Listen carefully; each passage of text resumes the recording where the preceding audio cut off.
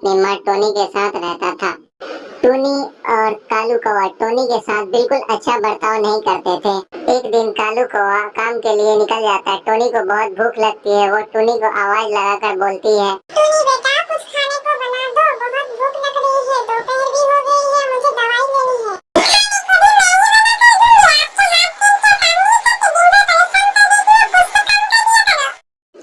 बेटा, मुझसे काम नहीं होता, वरना मैं तुम्हें परेशान नहीं करती, मैं खुद ही सब कर लेती। खाना खाने को बोल दो, बस तो भाई भाई कर खा लगे, और थोड़ी से काम को बोल दो तो हाथ पैर काम नहीं करते। इतना बोलकर टोनी अपने कमरे में चली जाती है। टोनी चिड़िया भूखी ही रोते रोते अपने कमरे में जाकर सो जाती है। शाम को कालू कौवा नौकरी से आकर अपने कमरे में जाकर सो जाता है। टोनी चिड़िया भूखी प्यासी ही सोई रहती है, उसे कोई पूछने नहीं आता। दूसरे दिन टोनी की तबीयत खराब हो जाती है। टोनी कालू कौवा के पास जाती है और बोलती है, बेटा कालू, मेरी तबीयत आज कुछ ठीक नहीं है और मेरी शुगर की दवाई भी खत्म हो गई है, जरा बाजार से जाकर ला दो। अरे माँ, तुम्हें पता है ना खर्चे कितने बढ़ गए हैं। मैं परेशान हो गया हूँ इन रोज रोज के खर्चों से। खैर, आपकी दवाई ला कर दे दूंगा। सुनो माँ, टोनी को परेशान मत करना, वो बेचारी थक जाती है पूरे दिन घर का काम करते करते। अरे बेटा, मैंने कहाँ परेशान किया बहू। चुप करो माँ, मैं तुम्हारी नीयत और सीरत में अच्छे से जानता हूँ। तुम बस एक कोने में चुपचाप पड़ी रहा कर। कालू अपनी माँ को बुरा भला कहकर काम पर चला जाता है। जब कालू शाम को घर लौटता है तो टोनी टीवी पर सीरियल देख रही थी और माँ टोनी एक कोने पर चुपचाप बैठी कालू कौवे की रास्ता देख रही होती है। कालू कौवा जैसे ही अंदर आता है, फिर टोनी उसके लिए पानी लेकर आती है और बोलती है, ले बेटा, पानी पी ले, थक गया होगा ना। हाँ, पी ले कालू जी, पी ले, तुम्हारी माँ को ही तुम्हारी फिक्र है, बस मैं तो तुम्हारे बारे में कभी सोचती नहीं हूँ। ऐसा नहीं है बहू, तुम टीवी देख रही थी इसलिए मैंने पानी दे दिया, आखिर मेरा बेटा है। अरे सब समझती हूँ, मैं आपकी हरकतें कितनी चालाक है, आप घर में फूट डालना आती है। ऐसा कुछ नहीं है बहू, बेटा तो कुछ समझा बहू को, ये क्या कुछ बोल रही है। क्या समझाओ? हाँ, क्या समझाओ? सही तो बोल रही है। कोई काम होता नहीं तुमसे और मुझे देखकर सब काम खुद करने लग जाती हो। मुझे तो समझ नहीं आता कि कैसे तुम्हें झेलूंगा माँ। हाँ, सुबह ही किसी वृद्ध आश्रम में ले जाता हूँ। बेटा मैं कहीं नहीं जाना चाहती, मुझे अपने से दूर मत कर, मैं मर जाऊंगी। तुम्हें जाना ही पड़ेगा माँ, तुम इस घर में रहने लायक नहीं हो। तुम्हें इज्जत की रोटी हजम नहीं होती माँ, और न तुम हमें ठीक से रोटी खाने देती हो। अब हम ही इस घर को छोड़ देंगे, बस यही चाहती हो ना। कालू कौवे की बातें सुनकर टोनी रोते रोते बोलता है,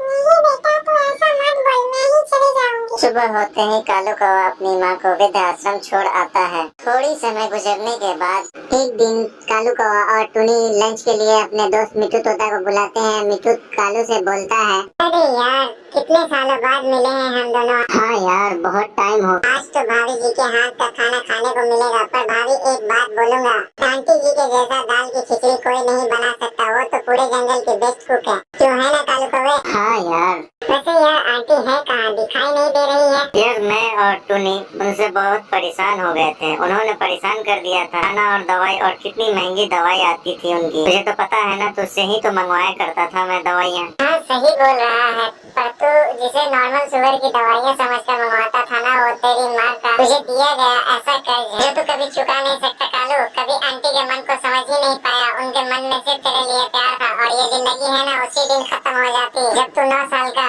हॉस्पिटल में था, एडमिट हुआ था ना, जिस माँ ने तुझे ये बोला था हॉस्पिटल में, बेटा परेशान मत हो, नॉर्मल पथरी का ऑपरेशन है, उस माँ ने अपनी जान की परवाह न करते हुए तुझे एक किडनी दी थी। वो चाहती तो उस वक्त फिक्र करके तुझे तुझ जैसी औलाद को मरने देती, और उन्होंने तुझे बचाया, और तुझ पे थू है कालू। मिट्टू की बातों को सुनकर कालू की आंखों में आंसू आ जाती है। दूसरे दिन ही कालू कौवा सुबह सुबह अपनी माँ को लेने आश्रम पहुँच जाता है।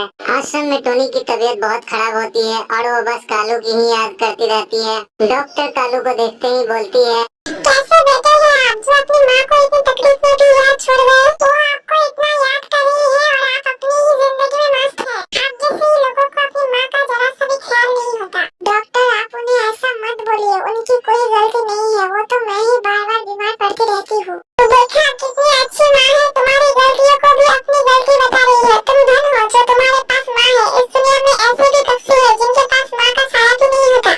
डॉक्टर की बातें सुनकर कालू अपनी माँ टोनी को रोते रोते गले लगाता है और बोलता है, माँ मुझे माफ कर दे। माँ मैं तेरे कर्जों को कैसे उतारूं। माँ मैं तुझसे बहुत बुरा बर्ताव किया। माँ